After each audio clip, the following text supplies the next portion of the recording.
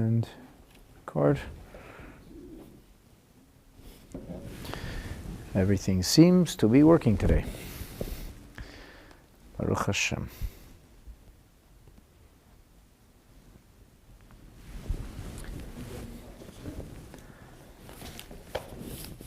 We seem to be working today.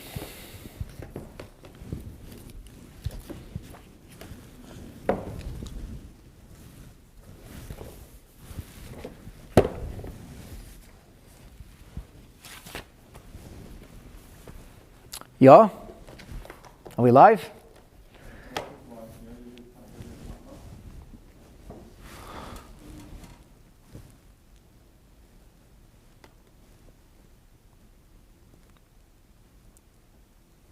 Yeah, I think we're live.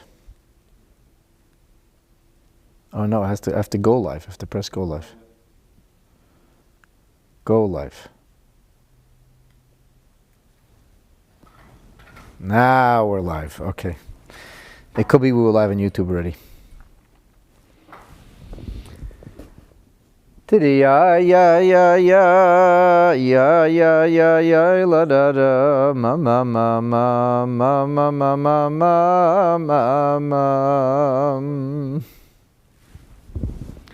Yo ma ma ma ma ma ma ma ma ma ma ma ma ma ma ma ma. Oh ma ma ma ma ma ma ma ma yo yo yo yo la dum to yadim. YouTube is not live? Really? That's very strange. Open a new tab. Hey, yeah, yeah, yeah, yeah, yeah, yeah, yeah, yeah, la da da, yeah, yeah, yeah, yeah, yeah, yeah, yeah, yeah, yeah, yeah.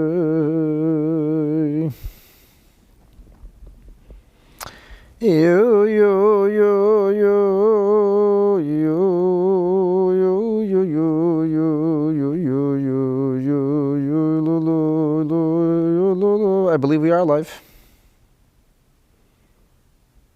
Yeah.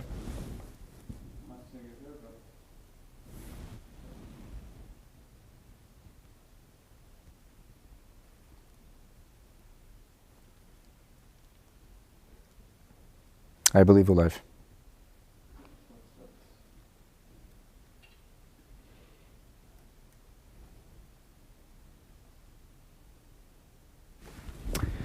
Okay, let's do it.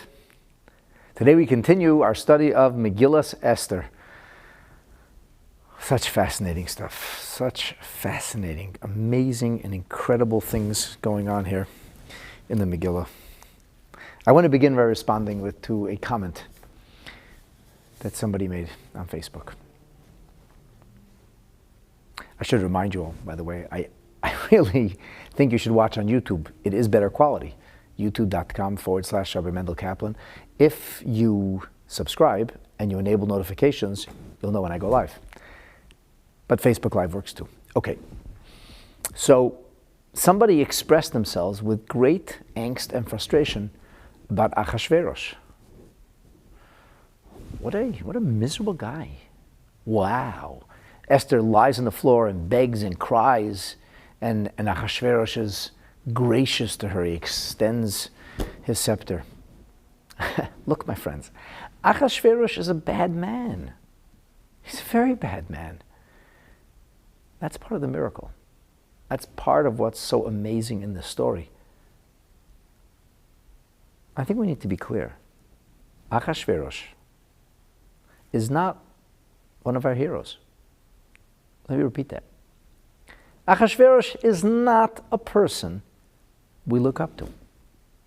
I know many, many Jewish men and boys named Mordechai. I have never yet met a Jewish man or boy named Achashverosh. We have Jews named Alexander. And yes, that does come from Alexander the Great. Nobody is named Achashverosh. I know many, many women, many girls named Esther. It's my mother's name. I never met a Jewish woman named Vashti. And I certainly never met a Jewish man named Haman. Look, Haman is a villain. He is a sickening, murderous, monstrous anti-Semite. But so is Achashverosh. When we read the story of the Megillah, when we hear about who Achashverosh was, the moral depravity, the way he killed other people with impunity, the way he killed his own wife because she refused to prance around in her birthday suit when he made that demand in a drunken state, in the most vulgar of ways. And not that she was a picture of propriety, but she didn't like the way she was being treated, and she was the one of royal pedigree and lineage. So she refused. He had her killed. This is not a nice person. Nobody I know who is somewhat versed in Torah maintains any kind of real respect or esteem for who Achashverosh was. We are in awe of the story. We pay homage to its messages. We're inspired by its missives. And its story, its narrative, is our story. And it's our narrative of how we deal with ugliness, hatred, anti-Semitism, persecution, and threats against our existential survival. I could go on, but I think you get the message. Don't make the mistake of looking for menschlichkeit or decency in the persona of Achashverosh. Be inspired by the fact that despite it all, Achashverosh became the mechanism, the envelope in Hashem's hands for good things to unfold for the Jewish people. We are inspired and uplifted by Esther's courage, her devotion, her dedication, and yes, her sacrifice. Her holiness and her piety continue to kindle warm flames of Yiddishkeit in the hearts and minds of Jewish people around the world and in all times. And Mordechai's heroism and Mordechai's Torah leadership and his extraordinary faith and his guidance for a nation that floundered is what continues to spell out the meaning of Jewish leadership and of Torah guidance until this very day and age. So, with that brief little preface, so that nobody has any misunderstandings, let us look into the Megillah and read Achashverosh's response. Now, in our previous episode, Esther pleaded. Esther's gambit was, could she get Achashverosh to change, to rescind the decree? On the surface, she does not really succeed. It almost seems incongruous with the story of Purim, which is the story of stunning turnaround and a transformation of all things evil into things holy and good. All things bad for the Jewish people actually become good. But this little piece of the story doesn't seem to follow that trajectory, or does it? Or does it? And this will be a primary focus of our class. Today we are going to talk about the edict. The edict that Achashverosh enacted, ordained, or perhaps allowed, subsequent to the fall of Haman and the rise of Mordechai, and when Esther finds favor in his eyes. Pasuk Zayin. In verse 7, Hamelach Achashverosh responds to Esther Hamalka's pleading. Vayomer Hamelach Achashverosh leEsther Hamalka. King Achashverosh says to Queen Esther, Ula Mordechai HaYehudi, and to Mordechai. Now this immediately flags the pasuk. Why is he talking to Esther and to Mordechai?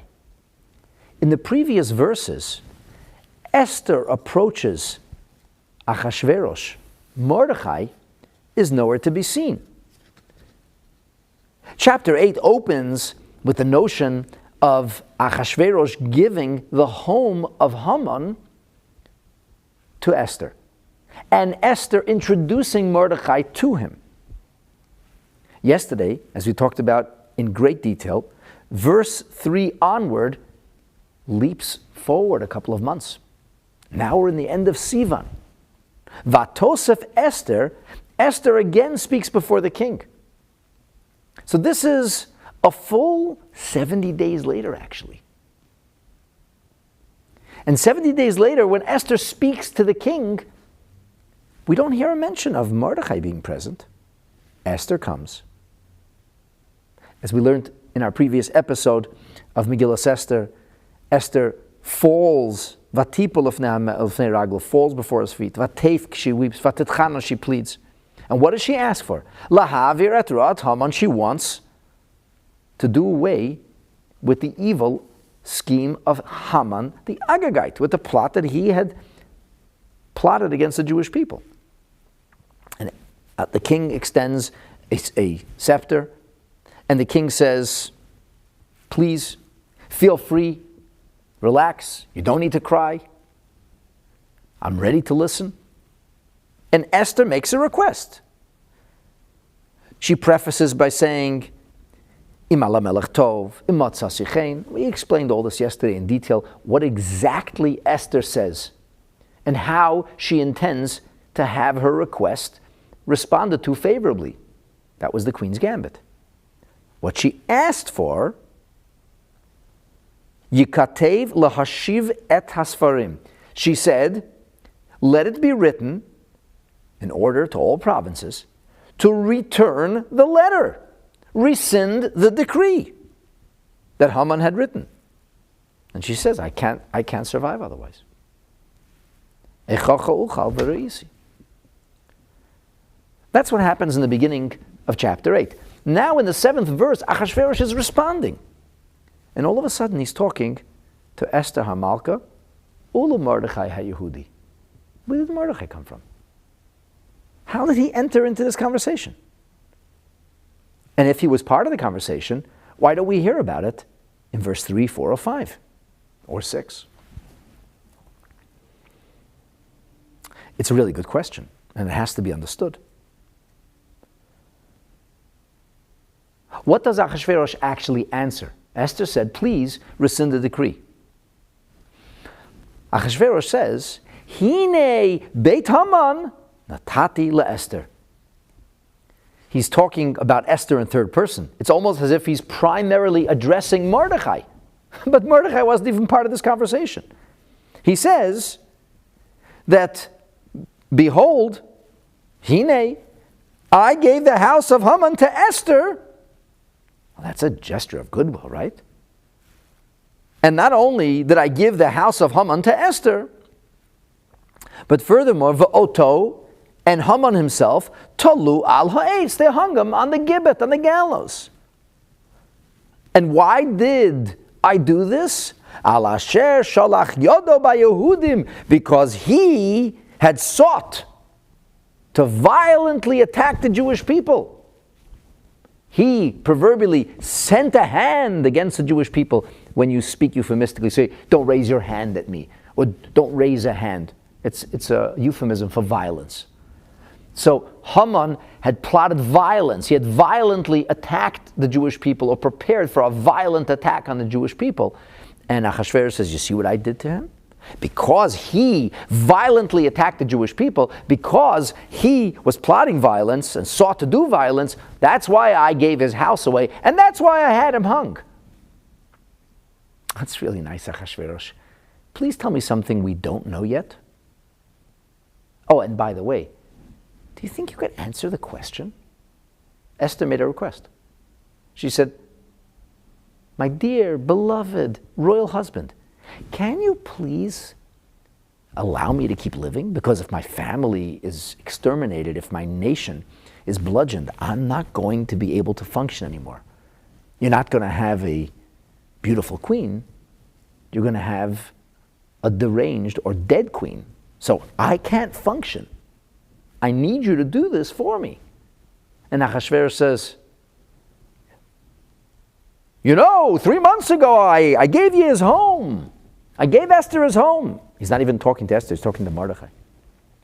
And he says, and I had hung because he raised a hand seeking violence against the Jewish people. Fascinating to note how the king places the entirety of the blame on Haman. He takes no responsibility whatsoever. Who, me? I, Achashverosh? I was involved in some kind of violence? You must be kidding. I plotted against the Jewish people? Nah, I'm a big tzaddik. I had the wool pulled over my eyes. Which we know, of course, is not true. But this is Achashverosh. Conveniently disregards his own involvement in the plot against the Jewish people and speaks about how evil Haman was. This verse seems to make no sense. As the Or HaChaim wrote in his commentary, Rishon LeZion, Maika Omar Achashverosh, what's he saying? Haloi kvar yoda Esther shekenhu. Esther knows this. Why is Achashverosh repeating what happened 3 months ago? She just made a request, and Achashverosh said, speak. So Esther's gambit was, she's going to make a request, Achashverosh will have to respond, and he changes the subject. And this is being benevolent? The Rishon LeZion says, maybe Achashverosh just liked to talk about himself a whole day. Look at the good things I did, and recount his heroic acts of kindness and generosity. Maybe he did, but the Rishon LeZion says, Zed dochak, that's very difficult to accept. It's difficult to accept. It doesn't fit with the cadence of these verses. Achashverosh is kind of softening up, and he wants Esther to feel at ease, and she should speak without tears.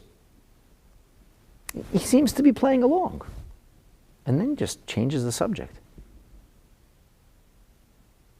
But it doesn't change the subject for long, because as the conversation continues, in verse 8 he says, Va'atem, and you, which could also be translated, and as for you, no problem. Kisvu ala Yehudim ketev beinechem. You should write letters concerning the Jewish people as you please. And you'll do it b'shem hamelech, in the name of the king. V'chismu b'tabas hamelech. And it'll be sealed. These letters will be sealed with the king's royal signet ring. Because a letter written in the king's name, and sealed with the signet, ein lahashiv, cannot be withdrawn, or should not be withdrawn. Write a royal letter, seal it with the signet ring, because a letter that is written and sealed should not be withdrawn. It's not what Esther asked for. She didn't ask for permission to write new letters. She wasn't looking for a pen pal. Why is Achashverosh talking about writing different letters? And then he's talking about letters written and sealed shouldn't be withdrawn. What's going on over here? These are good questions. Very good questions. And they have to be understood. So let's take a look, firstly, at the opening question, which is, why is Mordechai present? Why is Mordechai present? The Vilna Gaon, in his commentary on the Megillah, puts it this way. He says, Ula Mordechai HaYehudi, and Mordechai HaYehudi. Why is he there? He says, La Esther Levada, to speak to Esther alone, Hayamit Yare. Achashverosh was Afraid is a strong word to use, but he was concerned. He was concerned because he was afraid to say, we can't simply nullify the first decree. She'll start crying again. It's almost like he's a normal man. He doesn't want to see his wife cry. Okay, honey, whatever you want, just don't cry anymore. And she turns on the waterworks and he melts. Achashverosh says, no more crying. I can't deal with the crying. So what did he do? So it's almost as if he brought Mordechai into the conversation. In fact, the Vilna Gaon maintains that there's a word missing here, that he spoke to Esther and also to Mordechai, but primarily to Mordechai. The Me'am Lois, citing the Yosef Lekach, frames it a little bit differently. He says, Achashverosh did not believe that Esther would understand what he was about to say. He wouldn't really accept it. But he was going to make an argument that he felt Mordechai would be able to accept more quickly. After all, Esther had come in a very, very emotional and distraught state. Although we know that Esther was a careful, well thought out strategist. And she was brilliant when it came to playing politics and knowing how to manipulate, in a positive way, the situation. Achashverosh doesn't know that side of Esther. He actually thinks Esther is, please forgive me, a dumb blonde. Now, I don't know that she was blonde or red-haired or a brunette or black-haired. That's not the point. But that's a disparaging term that chauvinists use for a woman suggesting that she's dumb or stupid. And they tend to use this kind of disparagement for beautiful women, that all they have is their charisma, but they're not really very bright. And it's a stigma. It's a stigma. Many years ago, I was visited by a young police officer, a young woman, and she was a very attractive woman. And she said to me, I feel people don't take me seriously. Is it because I'm a woman? Is it because they don't expect an attractive woman to be a police officer? I said, look, I can't tell you why people don't take you seriously. I try to take everybody seriously. But I said, it may be. I mean, in society, you don't exactly strike somebody as fearsome. You just, that's not the way you look. So maybe that's the issue. Anyway, she was actually quite frustrated about it. And I said to her, you know, we all got our challenges. This is a career you've chosen, and I wished her luck. And I'm sure she's done very well. She was a very intelligent, inquisitive and intelligent person. Here's the point, though. We can even have this conversation today.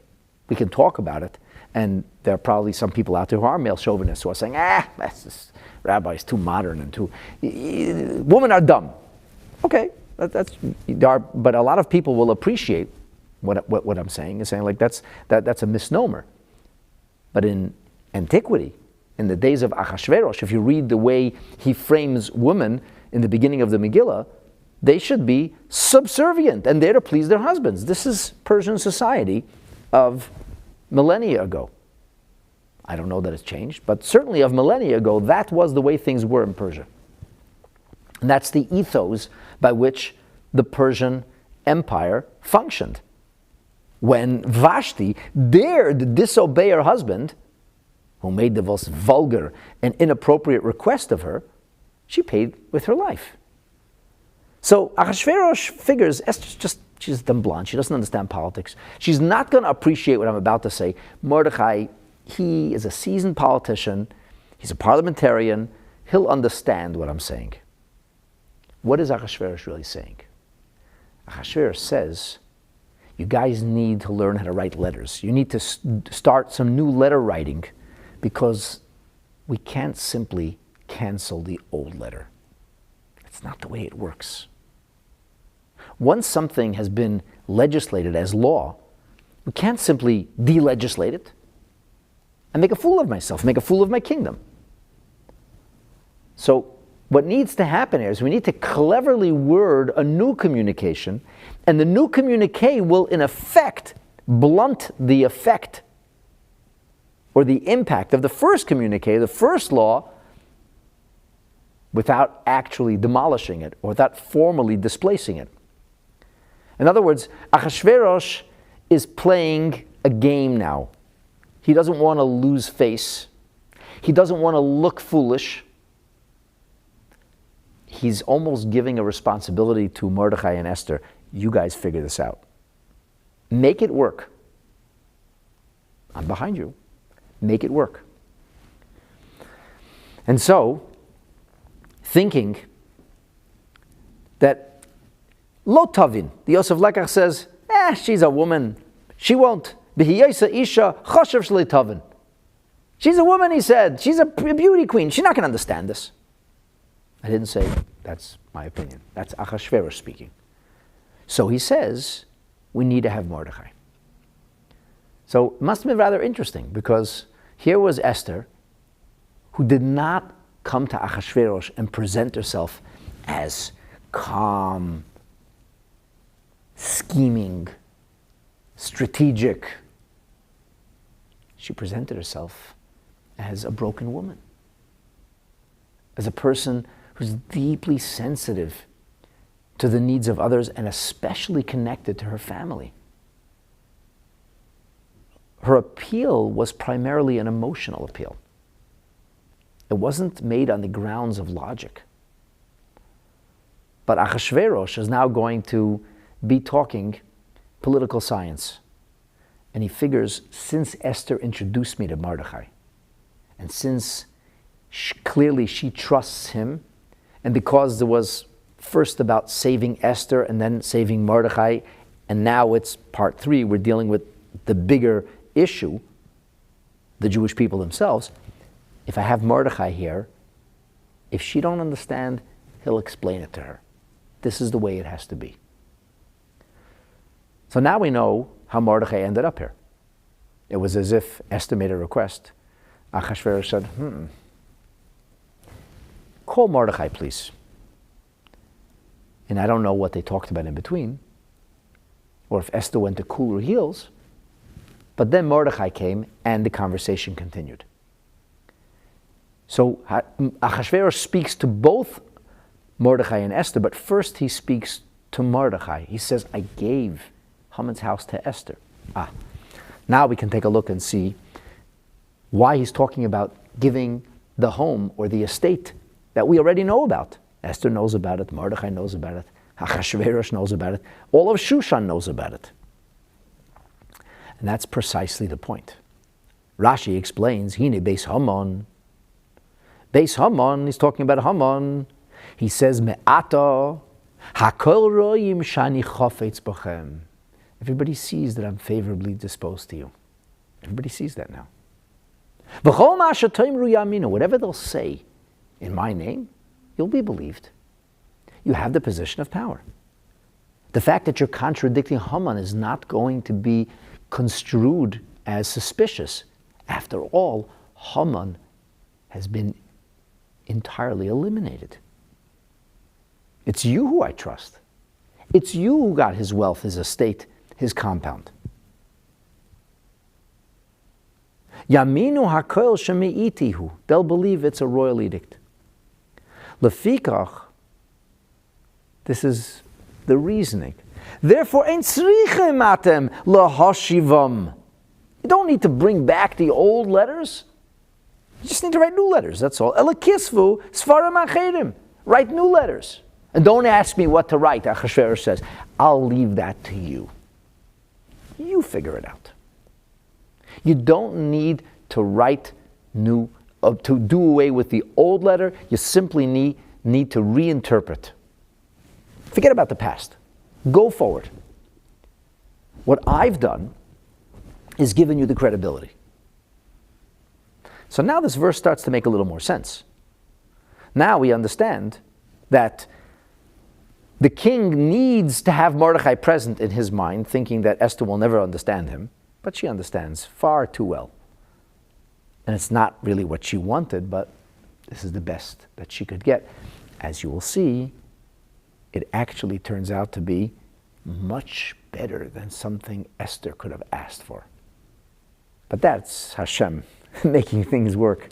It's the real v'nahapachu, but we'll get there in a few minutes. So the king says to Esther and to Mordechai, look, the bona fides has been established. Beit Haman has been given to you. He has been hung. Why? Because he sought violence against the Jews. So now it's clear to everybody that one who seeks violence against the Jews, he could be the prime minister, the viceroy, he'll be hanging tomorrow. And that you are the one who carried this out, and you are the one who received his residuals. You are the one who has the king's love and faith and trust. So I've put you in a position where you can now legislate. You create a new deal. I'm not going to abolish previous legislation. You interpret it on the go forward in a way which is wholesome and positive.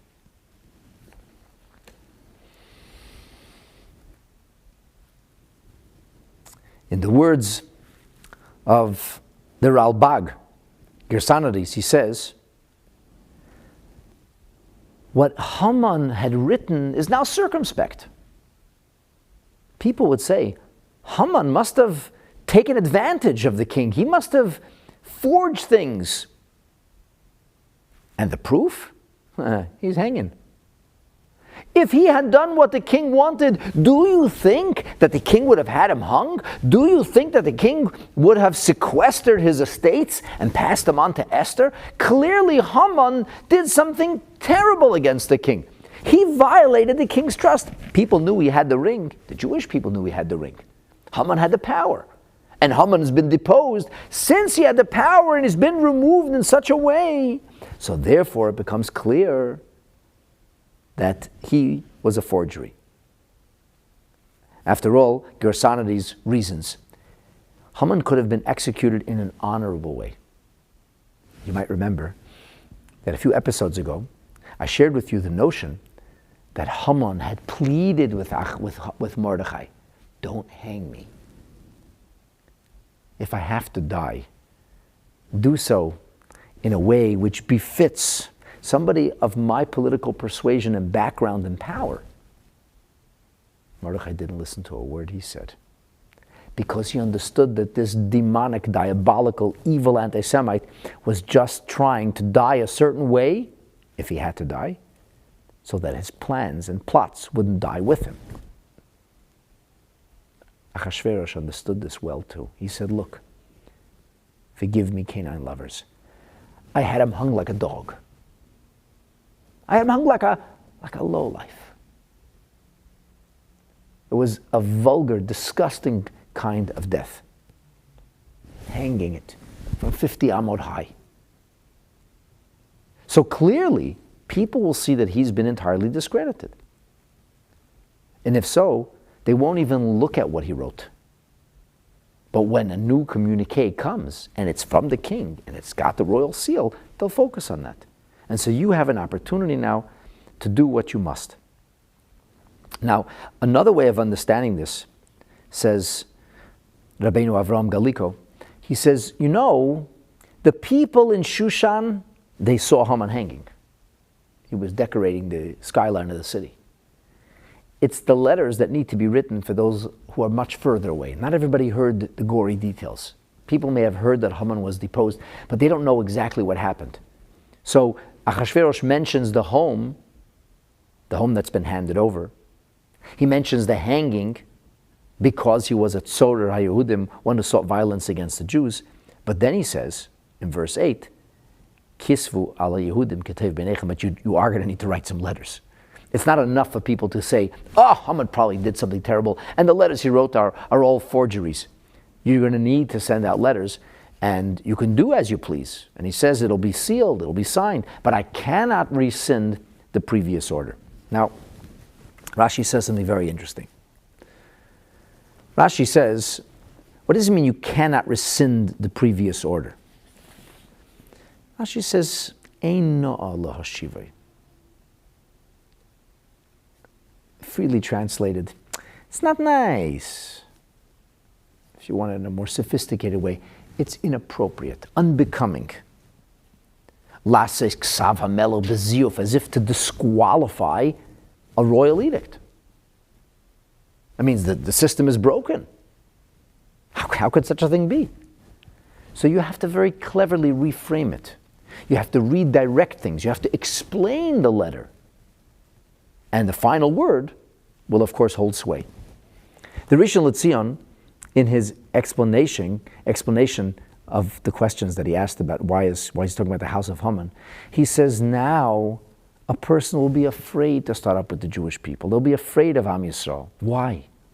Look at the last guy. Where's his house now? It was given to the Jews. Where's he now? Oh, he was hung by the Jews. Kishero ha'amim, when the nations will see that Haman, Hatzoyer Hagadol, Haman, anti-Semite in chief, who wrote these things about the Jewish people, Toloesa, he was hung. And it's precisely because he sought to bring violence upon the Jewish people. Who Simon Sheratzon HaMelech Shalahashman's Hayudim. Esther, I did the job already. I made the message very clear. I broadcast it out for everybody. That's why I gave you his house. And now you want to effectively harness my actions? That's fine. Kisvu, go ahead and write. Write as you please. And you can send new letters, but you can't undo or disqualify what has already been sent out. You can merely augment and find a way to blunt it. You can turn things around. Now, some of the Mefarshim maintain that this was actually Persian law, and as such, because it was Persian law couldn't be undone. Now, Rashi does not seem to follow that approach. He really doesn't. He writes, it's not nice. And I think that Rashi doesn't seem to follow that approach because Achashverosh, on a quite literal read, makes up the law as he goes along. Basically gets away with whatever he wants. He created a new capital, he created new mores, new ideas in society. He did whatever he wanted. Was it remotely normal to have a beauty pageant with beautiful women coming from all over until he chooses Miss Universe as the queen? It's ridiculous. It's a disgrace for the office of the king. Haman didn't care Achashverosh doesn't care what the laws are. Very early on, we talked about this in the beginning of our studies of Megillat Esther. The Orach Chaim kind of frames and casts Achashverosh as the iconoclast who breaks all the old laws and remakes everything in his own image. So the way Rashi frames it, it's not that he can't do it. You know, some of the commentaries, Rabbi Evan Yisrael wants to say that the Persian monarchs fancied themselves as being reflections of a divine consciousness. Incidentally, in Iran, the supreme leader still says that. He says that he is a reflection of a divine consciousness. Anyway, so if it was divine consciousness, then these were absolute divine commands. Gods can't change their mind.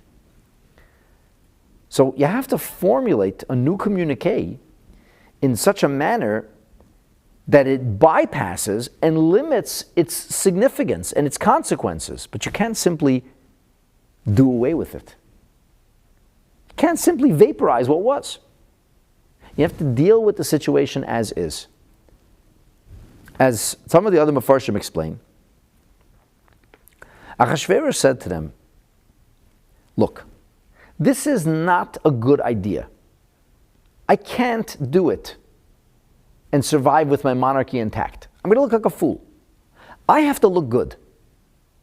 So to say that somebody actually forged a decree in the king's name and managed to disseminate it around the whole country before I caught on to it, it casts me as an ineffectual, hapless, and disabled leader. That's the perfect seeds for rebellion. There's always somebody who doesn't like the king. And if that's the way he's governing, this is almost an invitation to some kind of coup. So Achashverosh says, I don't have the political capital. I can't own up to this. I don't want to own up to this. You need to figure out a way to enable a better outcome without undoing the decree, the legislation that's already been disseminated. The Megillat Esther develops this further from Galiko, and the Megillat Esther, as it's anthologized by the Mamloyas, he says, Esther said, look, I'm not angry at you. Achashverosh said, Esther, I'm not upset with you. Please, don't think that I'm still harboring suspicion. Don't think that I'm angry that you barged into my throne room, which was a violation of the law, which Haman legislated. Don't think that I'm upset that you invited only Haman, as if there was something going on between you and Haman. I know that's not the case. I gave you his house. I trust you implicitly. But the fact that I didn't rescind those decrees, it's not because I'm angry at you. I can't violate the law and then claim to be the one who is upholding it. You can't have the king violating laws. It just doesn't look right. But in view of the fact that I gave you his house and I set you up as such, who will have the gall, the insolence to rise up against you? You're positioned to do as you please. And I will gladly go along. And whatever letters you write and whatever you decide to do, count me in. I cannot harm the welfare of the kingdom. But I am prepared to do everything to enable the Jewish people to be saved. Now, Achashverosh says, Kisvul ala Yehudim ketov beinechem b'shem hamelech. When Haman wrote his edict, it wasn't b'shem hamelech. It wasn't in the name. It was sealed with the king's signet ring. It had the backing of the king's imperial power, but it wasn't actually in the name of the king. Achashverosh says the new edict can be in the name of the king. That's fine. And you write for the Jewish people, katov be'einechem, as you please. Now, the precise verbiage of what exactly was written, we don't know. The Megillah doesn't record it. The Targumim and the Midrashim speak a little bit about it. Let me share with you what the Alshich writes with regard to the new letter that was written. And I'll tell you why this is important, because it gives you a sense of how Achashverosh kind of threw a very daunting challenge into the hands of Mordechai and Esther, and how brilliantly he dealt with it. The Alshich says, in the edict that had been disseminated, it doesn't say clearly who's killing and who's being killed. It mentions Jews. It mentions those who rise up against the Jews. And it says, muster and be ready on this day. But it doesn't exactly say kill the Jews. It was implicit. So what they did in the letter is they simply moved the comma. They said, it's time to rise up and kill Jews. Instead of it's time to rise and kill Jews, it's time to rise up and kill Jews. In other words, that the Jews would be the one who did the killing of their enemies and not the other way around. He simply wrote the word Yehudim differently.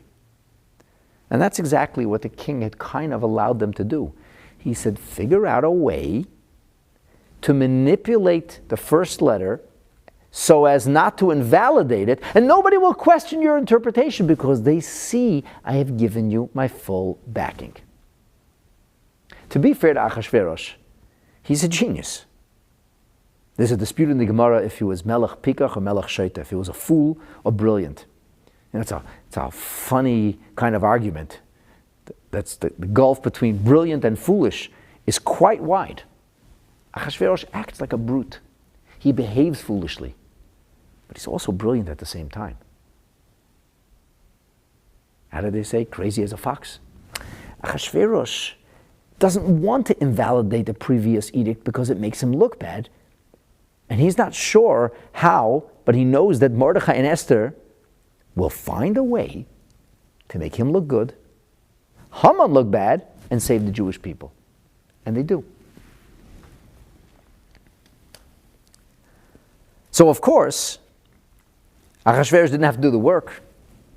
Mordechai and Esther were faced with the dilemma of reframing this edict that wouldn't challenge its legal status, that wouldn't demolish its standing, but at the same time, it would effectively neutralize it, and as Mordechai wrote it, turned it around.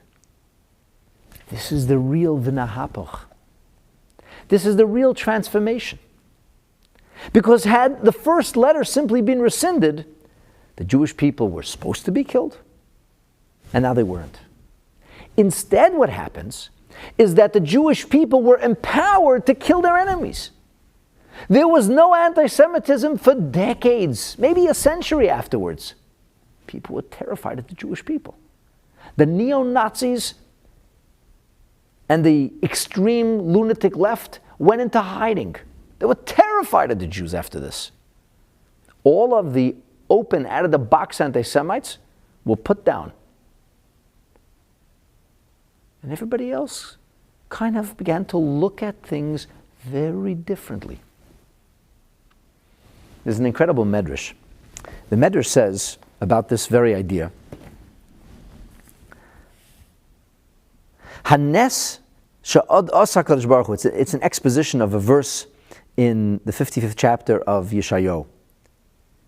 And it says, V'hoya laHashem, that this will be unto God, Lashem as a name. What does that refer to? So the Medrash says, I'll read you from the beginning. V'atem kisvala Yehudim, you should write about with regard to the welfare of the Jewish people. Katoiv beinechem, as you please, b'shem hamelech.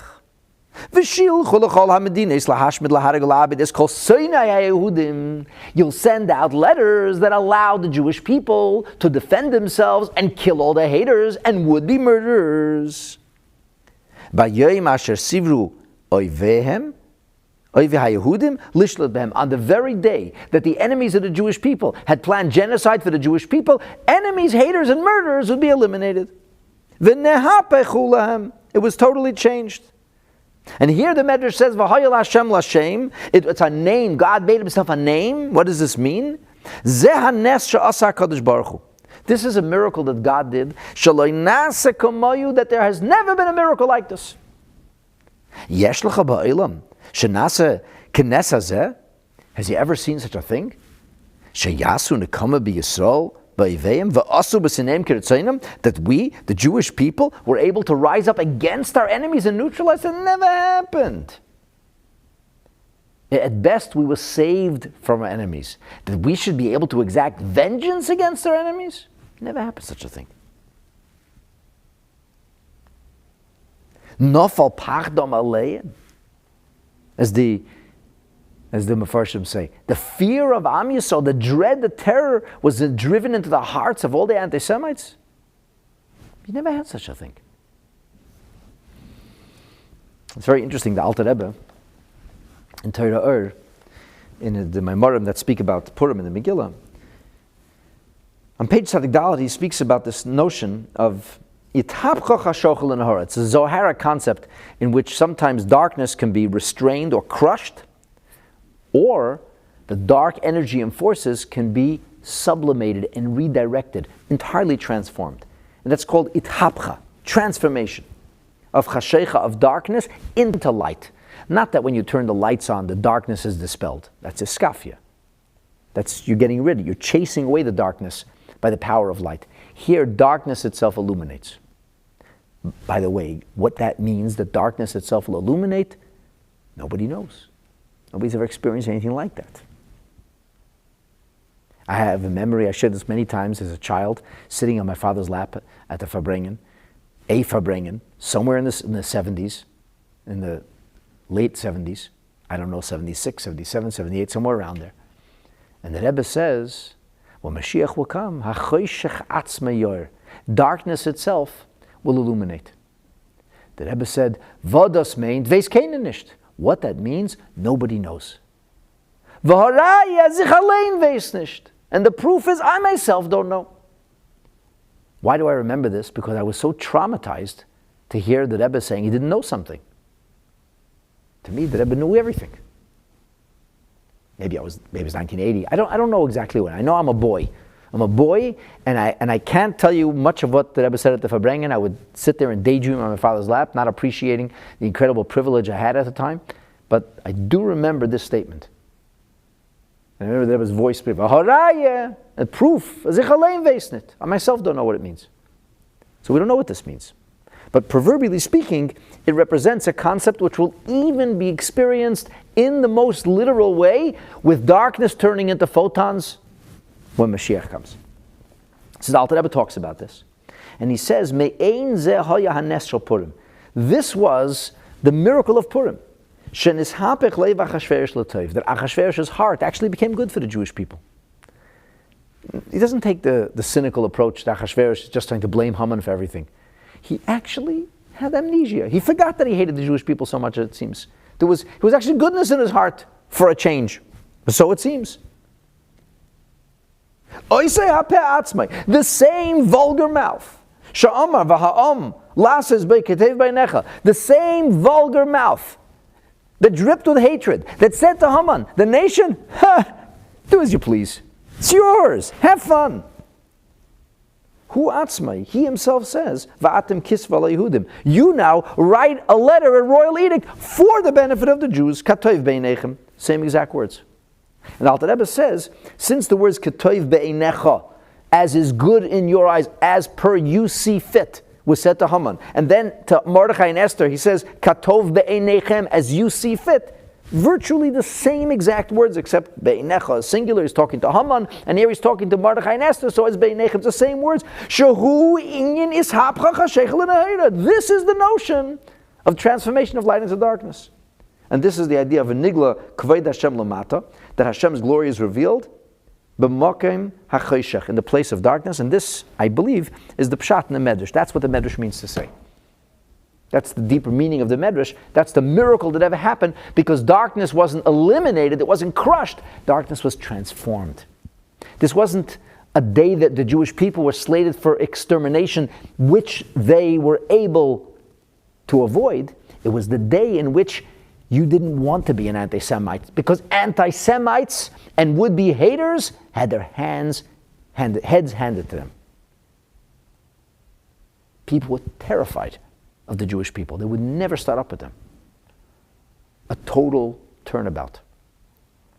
So, as I mentioned in the outset, it seems like, come on, seriously? Like Achashverosh, after all that, is not even going to rescind the letter? He's not even, and I don't know that he meant well, but Hashem arranges it, that because he wants to save his own behind, so to speak. He wants to make himself look good. He doesn't want to rescind the law. It doesn't look right for him. He's afraid to spend political capital that'll be beyond what he could afford.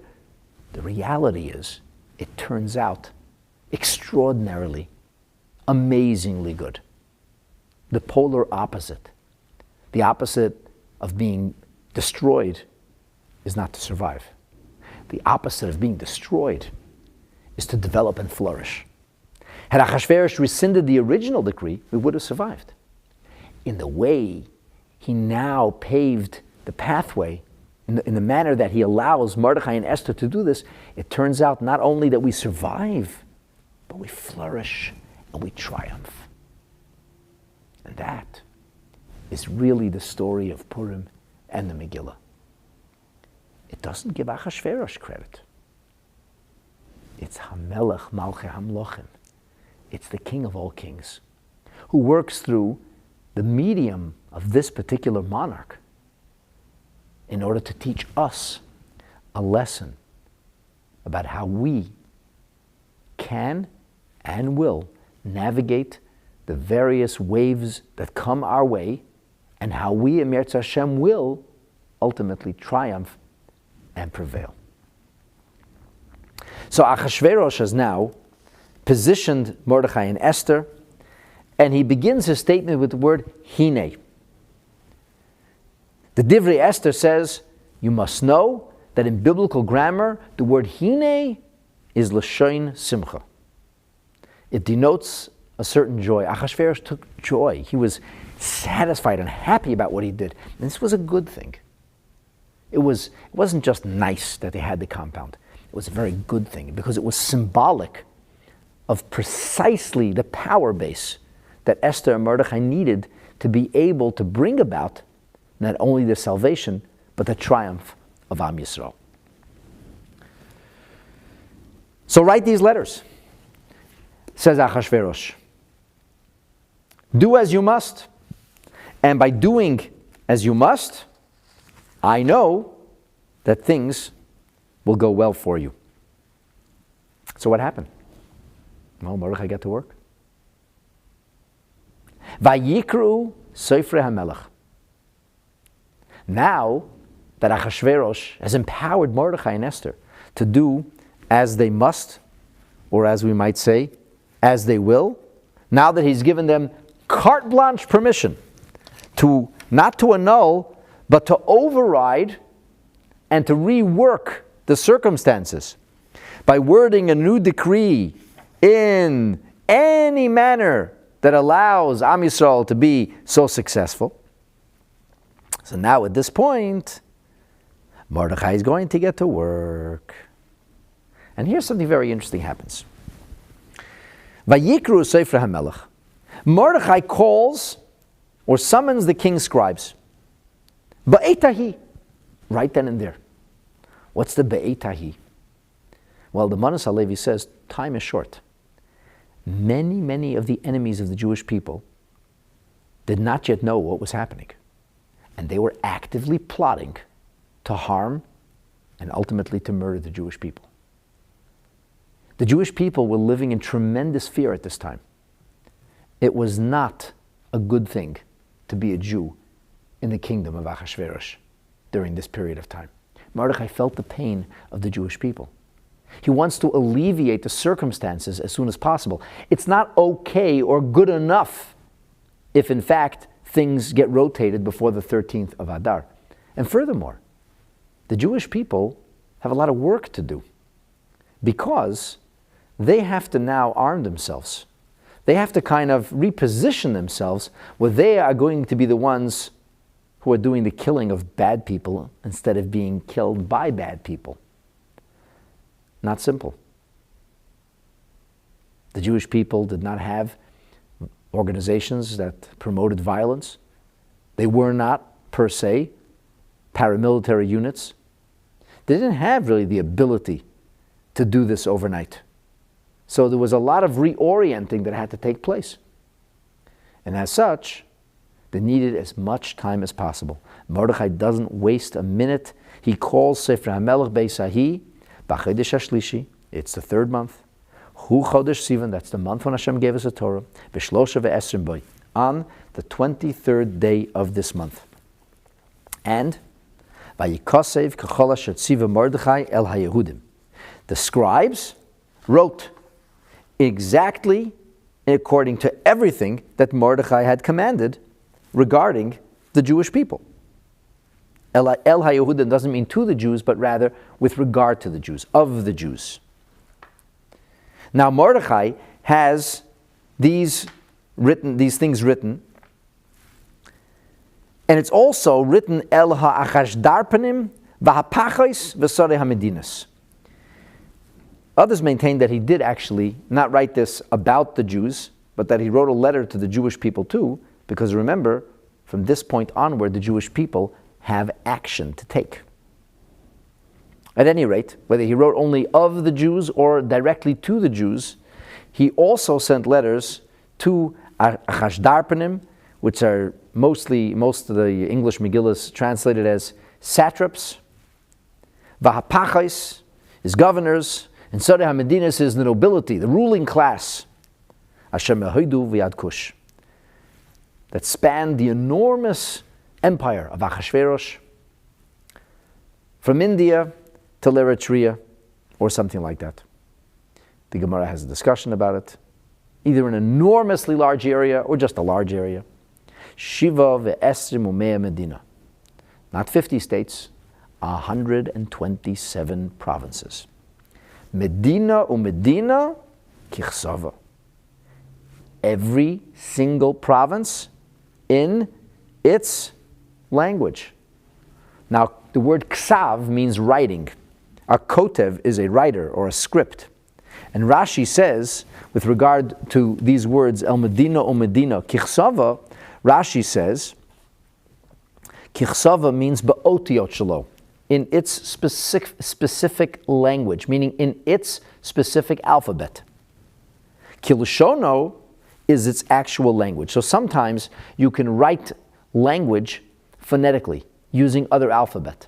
Achashverosh could have chosen to write something in the royal Persian language, or at least the characters of the royal Persian language, which would have spelled out the message in each language. But Mordechai was not going to play any kind of game here. He wasn't taking any chances. He made sure that it was written in multiple languages, multiple scripts, alphabets, and languages. There must be no mistake here. And to the Jews, this is definitely written to the Jews. Here, Mordechai writes to the Jews, Kichsavam uchil shainam. To the Jews, he wrote in their own language. And here, my friends, it is reasonable to say that Mordechai specifically made the point of writing something different to the Jewish people. Ask me why. Because there was a different message to the Jewish people. The nobility was to watch or serve as support. The Jewish people were to take the action. The local military and law enforcement did not seek out the extreme right and left. The Jewish people themselves did. The local military or the local law enforcement aided and backed up the Jewish forces. So you had, arguably, for the first time since the destruction of the first Beis HaMikdash, a Jewish army that mobilized.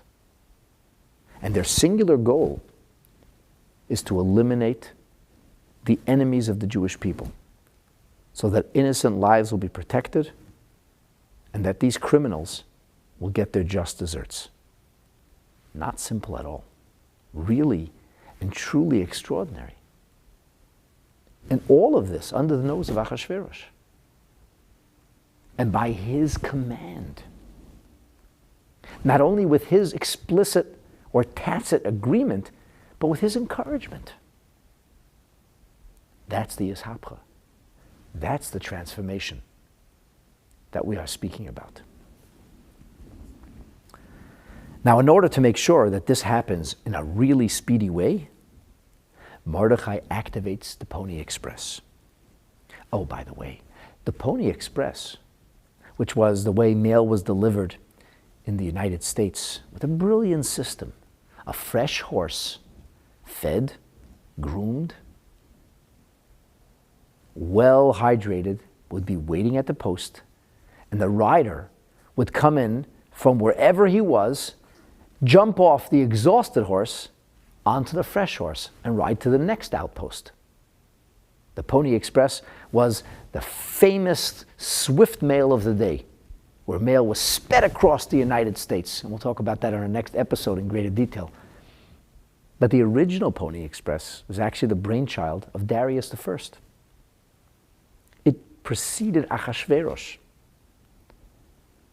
And we'll go into the details, but they built an extraordinary network and did all kinds of things to increase their speed across the flat terrain of Mesopotamia. They would change horses at these way stations.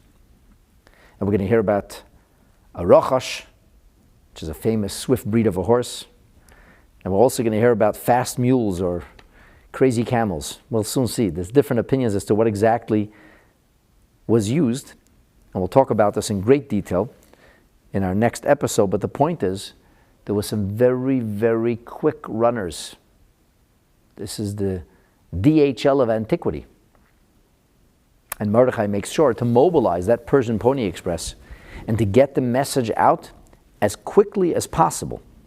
Now, it's also interesting that he sends a message primarily and really exclusively to the nobility, the political leadership of each province, and to the local Jewish people. But Haman sent his message to the populace as well. The Mefarshim explain that the answer really is very simple. Haman knew he could whip up the masses into a frenzy of anti-Semitism. Mordechai didn't have that, if you will, ability to whip up the masses into philo-Semitism. But what he could do was influence the political leadership. Why? Because the political leadership had taken notice of what happened to Haman. And the political leadership knew now who Esther was. And they had watched the rise of Mordechai, and they knew in his present position that he was the second most powerful man in the empire. So whilst the serfs or simpletons would not have understood what was going on, it was the law enforcement, the magistrates, the nobility, the governors, the satraps who would be able to control and rein them in, who would use their natural bodies of armed forces or police or law enforcement to ensure that things would go as Mordechai intended them to. So Mordechai's letters are very strategic. The Vilna Gaon points out something else very interesting. He says, why does it have to say that the letters went out specifically B'chodesh HaShlishi, in the third month? He says, the furthest messenger had time to return by the end of the third month. So they had gone out on the 13th day of Nisan, and now, on the 23rd day of Sivan, they were all back. Mordechai sent them right back to where they came from. Vilna Gaon says, Shelo yomru shekeru. They shouldn't get a new royal letter and say, I don't know if this is real. Why should we listen to the second group, the second letter, not the first one? So he says, Imtino, they waited at until those very original messengers came back. They sent the same messengers back. The Vilna Gaon also says the reason for this big delay, which we talked about, was that the Jewish people would do tshuva fully. Esther was doing tshuva. The Jewish people were doing tshuva. She instructed them to continue their spiritual cadence, to continue to reach out to Hashem and to wax in their piety and in their devotion. And so it goes on for a sum total of 70 days, from the 13th day of Adar to the 23rd day of Sivan. And the Vilna Gaon says that's 70. 70 days corresponding to 70 years. And this is now at the end of the Galut, 70 years from the actual destruction of the first Beit HaMikdash. So all of this was seen as a wake-up call, an opportunity to return to Hashem, the ability that we were given to rotate the situation and bring forth Hashem's miracles by doing exactly what our leadership encouraged us. Tshuva. When we did tshuva, when we returned to Hashem, amazing things unfolded for us all. Vayichtov b'shem hamelech. He wrote. Who's he? He is Mordechai. The Pedus Yaakov says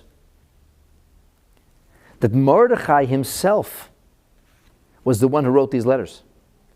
The Pedus Yaakov says, take a look at the letters that Haman had sent, the original edict. It says, Nichtov v'nechtam. They were written. They were sealed. Here it says, Vayichtov, Vayachtom. Not they were, He wrote, he sealed. Mordechai, Hishtadel Mordechai liyes b'maymed aksiva v'chasima. Mordechai was there himself supervising the writing and the sealing. Hu atzmei shaked al kach. He himself devoted himself to this task. V'lei masar hadavar l'shluchim. He didn't, so to speak, give somebody else the responsibility. He didn't delegate this to anybody else. And in doing so, here we see that Mordechai's personal engagement and involvement teaches us, as the Gemara tells us in Masechet Kiddushin, it's always better to do a mitzvah on your own. So the letters are written and they're sealed. Vayishlach svarim beyad haratzim. He sent the letters by speedy couriers, runners. Who are these runners? Haratzim basusim, who run or travel very, very swiftly on horseback. Roichvei harechesh, the riders of the rechesh. And ha'achashtaronim bnei haramochim. Who in heaven are these creatures? Well, this is the Pony Express that I talked to you about. And it's translated in a variety of ways. Some of the Mefarshim say that the horses, that was the first class of runners. And then there was the riders of the finest steeds who were owned by the king himself. And then there were mules who were born to mares. Now, why would you need a mule versus a horse? And the answer is that the three different kinds of messengers, the couriers on the horses, and then the riders of the steeds, and then the mules, performed the difficult tasks in a different way. There was the short distances, so that was a race. There was the medium distance, which already required somewhat of a marathon. And then there was the long distance that oftentimes would necessarily mean mountainous terrain. The horse is not the right animal, but rather what you need is the mule. This is one way of explaining this. Others maintain that they were not mules at all, but in fact, this is the Rachash are speedy camels, and the Bnei Haramochim are a different kind of animal. Let me share with you what the Yosef Lekach says.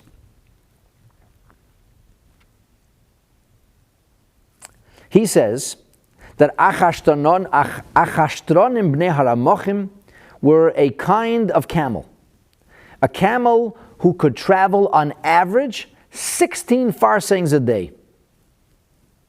Who could eat and go without any kind of nourishment for 6 days. Camels.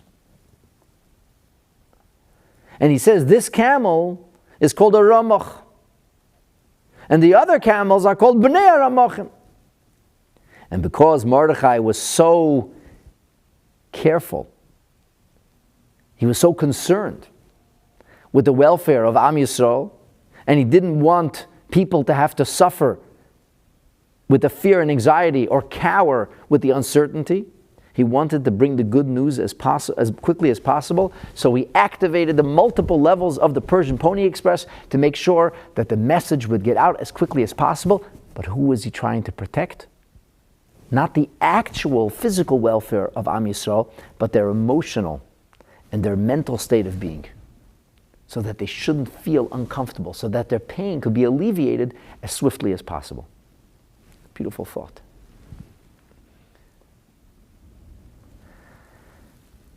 And that brings us to the final point that I want to make in today's class.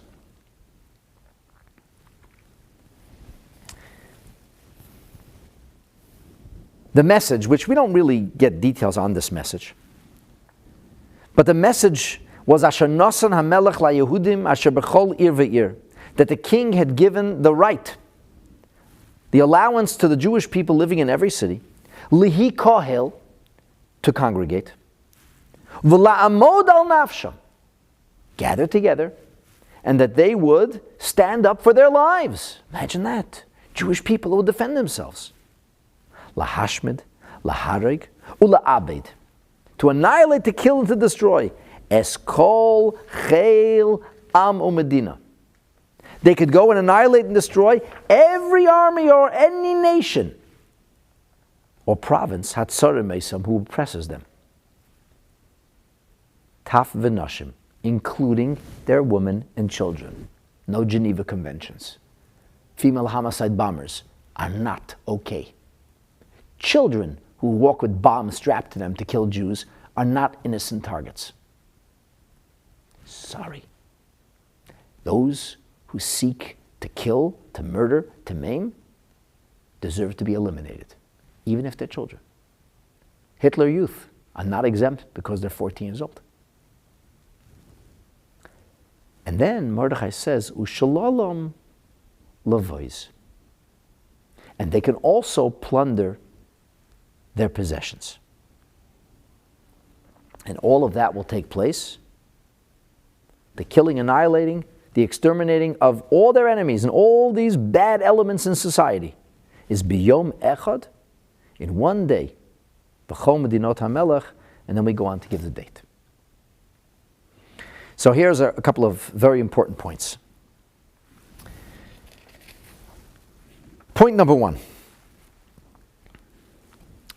When Mordechai tells the Jewish people that they have now been given the ability to defend themselves,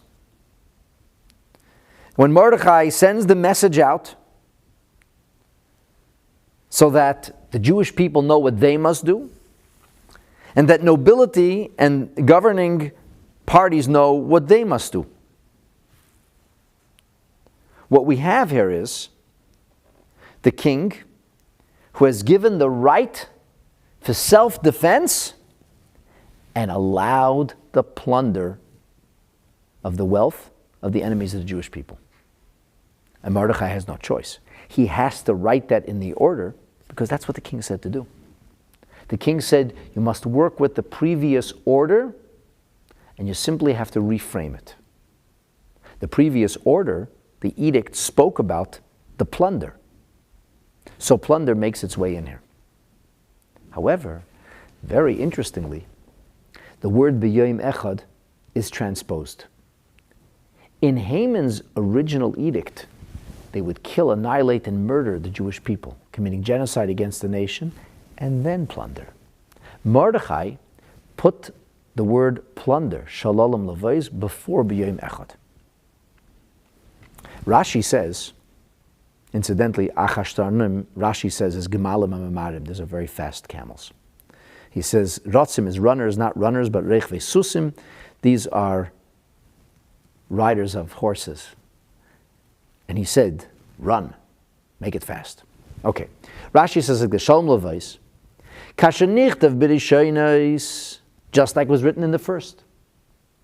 In other words, why was Mordechai telling the Jewish people to plunder? He had no choice. He was told, you can't undo the previous letter, you have to reframe it. However, Veheim babizu lo shalchu es yodam. We read later in the Megillah that the Jewish people understood that wasn't what Mordechai wanted. They didn't plunder their enemies. Shehedu l'kol, they demonstrated to all, shalinasu lahem not lasu l'shem mamad. They didn't do this because they were trying to make money. They were trying to save their lives. So how do you know this? How do we see this openly? So the Mefarshim very interestingly tell us that it is impossible to kill all your enemies and to plunder and do that all in one day. It's just impossible. So therefore, when Haman wrote to plunder, he said, first kill everybody, and then you plunder. Genocide, one day wipe out the nation. Plunder as you please afterwards. Knock yourself out. Mordechai said, you have one day to get everything done. It's actually impossible. If you're worried about defending yourself and eliminating evil murderers, then you have to focus on defending yourself. There was a battle to be fought. There was no time for plunder. And that was perfectly okay. Because if you couldn't plunder on the first day, then plunder wasn't in order. It wasn't in the order, and it wasn't in order for the Jewish people. And Mordechai wanted it to be very clear that we, the Jewish people, had risen up in self-defense and were not trying to take somebody else's money. Let me conclude today's class with a fascinating overview of a talk of the Rebbe, which really kind of pulls it all together. Our sages in the Gemara had a dispute as to where we should begin reading the Megillah from. The opinion of Reb Meir is Vayihi b'mei Achashverosh, from the very beginning. Why? Well, the Gemara explains, to show Tokvai, to show the power and the force of Achashverosh. If Achashverosh wouldn't be king, none of this would ever have happened. Rabbi Yehuda says, read from Ish Yehudi. That shows Tokvai, show Mordechai, the power of Mordechai, who refused to bow his head, who refused to compromise on his principles of Yiddishkeit. Rabbi Yossi says, Achar hadvarim ha'ela, because here, Gidal HaMelech Achashverosh, Haman rises to power. Rabbi Shimon Bar Yochai says, who needs the whole beginning of the story? Start from Balayla Ahu. That's Tokvei Shel Nes. That's the power of the miracle itself. Each of the sages, of course, is right. We do, in fact, raise our voices when we get to Balayla Ahu. That is where everything begins to shift and change. That's where the miracle begins. Without Haman's rise to power, none of the story would have unfolded. And if there hadn't been a Mordechai, would the Jewish people ever have come home? But then again, all of this only happened under the reign of Achashverosh. The final ruling in Jewish law, of course, follows Rabbi Meir. Rabbi Meir says, it all begins by Vayihi b'mei Achashverosh. It's not enough to relate, to ruminate on and focus on the power of Mordechai or the power or the Tokvei of Haman or even Tokvei Shel Nes. It's necessary for us, in order to fulfill this mitzvah, to relate the power of Achashverosh. Now, Tokvei Shel Nes, the force of the spirit of the miracle, is what, of course, led to Haman being taken out of the equation. And it leads to the rise of Mordechai, from being Mordechai HaYehudi to becoming Mordechai HaYehudi Mishnah LaMelech Achashverosh, the Viceroy or Prime Minister. So the miracle begins to unfold at a certain point, at a critical moment in the narrative. Haman's fortunes wax and then wane to the point of no return. Mordechai's fortunes seem to be waning, but ultimately wax to a grand crescendo, whose power doesn't change throughout. Achashverosh. He never waxes or wanes. He is the powerful monarch from the beginning of the story until the end. By the way, he does get executed eventually. He is deposed. But that's later on. In this story, the unchanging power, as everything else on the landscape shifts, is Achashverosh. To be sure, Achashverosh is one of the most powerful kings in the history of human civilization. His rule is characterized with arrogance, opulence, unnecessary luxury, lavish expenditures, ridiculous flamboyance. He parades around in the vessels using the clothes of the Kohen Gadol, using vessels, artifacts of the Beit HaMikdash. No monarch before him dared to do that. He lusted the throne of Solomon. Who else throws a banquet for 180 days? Endless partying. And it was all to to show everybody his riches and the glory of his kingdom. A total, absolute narcissist, a megalomaniac.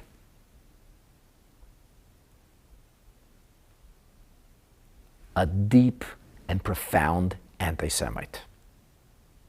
We learned the Gemara together. Achashverosh, his hate for the Jewish people was no less than Haman's itself. When Esther pleads that the decree be rescinded, Achashverosh doesn't actually agree. He isn't ready to admit that he's made a mistake or something's gone wrong in his kingdom. As we learned over the balance of the last hour plus. And so, really, the Rebbe observes Achashverosh's power is unchanged, and in all likelihood, his feelings toward the Jewish people probably didn't change that much either. And that is the greatest miracle of all. The power of Haman, Tokfei Shel Haman, has to be eliminated. And it is eliminated by Tokfei Shel Nes, which reveals the Tokef of Mordechai. But the one Tokef, the one might, the one power, the one force which never wanes or never ever experiences any kind of setback or weakness is Achashverosh itself. And that's the miracle. Despite the fact that Achashverosh, who is quite eminently capable of assisting in the orchestration of the genocide of the Jewish people, is the very same individual, didn't lose his power, and didn't really change. And yet, through his very hands, by virtue of his own mouth, a total transformation occurs. The Rebbe believed that this is so illustrative to each and every one of us about how our faith in Hashem must carry us through thick and thin. We may be in a time in which the political leadership is not favorably disposed to the Jewish people. We may be living in a time in which the might and the power seems to be arraigned against us. My dear friends, what else is new? We've been there, and despite it all, we flourished. We triumphed. By us being fully committed to our Yiddishkeit, despite what may be going on around us. Achashverosh can be in power. We can continue to flourish by virtue of Hashem's miracles. And that's the real v'nahapoch, the real transformation. And so we started today's class, this episode, seemingly with almost disappointed. That's all. Achashverosh didn't do anything more than that. But in fact, now when you really look into it, the fact that Achashverosh refused to rescind the decree becomes the catalyst for the greatest of transformations, for the unfolding of the most remarkable, miraculous turnabout. Keinti Alonu, may we merit, my dear friends, my brothers and sisters, may we merit that in Bayomim Hahem, just as miracles unfolded, that this should be Bizman Hazeh, that we should merit to see the greatest of transformations, as the Alter Rebbe indicates in Torah, that the story of Esther, the narrative of the Megillah, is really, in a sense, what presages the future transformation that will be brought about to the coming of Mashiach, B'mheira, will be Ameinu Amen. Thanks so much for joining today. If you haven't yet, please subscribe. And don't forget to enable notifications. youtube.com/Rabbi Mendel Kaplan. Thanks. Have an amazing day.